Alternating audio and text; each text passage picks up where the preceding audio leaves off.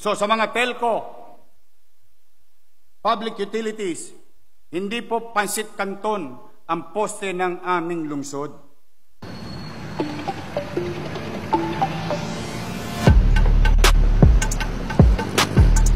Kaya nakikiusap ako sa inyo, kayo may nanonood ngayon, sa mga patay na kawad ng kuryente at telepono, tanggalin nyo na po yan sa loob ng 6 na buwan. For this purpose, I signed Executive Order Number 5, mandating telecom, power, electrical, and or cable TV services providers and other service providers to remove wires and cables that are no longer in service and fix the so-called spaghetti wires.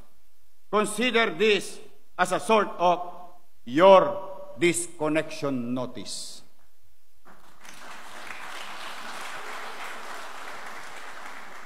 Mga telcos and utilities, huwag nating hintayin.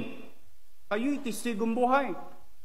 Huwag na nating hintayin may madisgrasya muli sa tumumbang poste katulad na nangyari sa Binondo. Walang lindol, walang aberya, tumumba na lang kung yung poste hindi kinaya ang mga kabling yaon. Buti na lamang, hindi na umuulit pa. Upang ang pulisiya na ito'y magiging tuloy-tuloy, inihimok ko ang konsehong ito sa pamumuno ni Vice Mayor Chi Atienza na gumawa ng ordinansa tungkol sa layuning ito.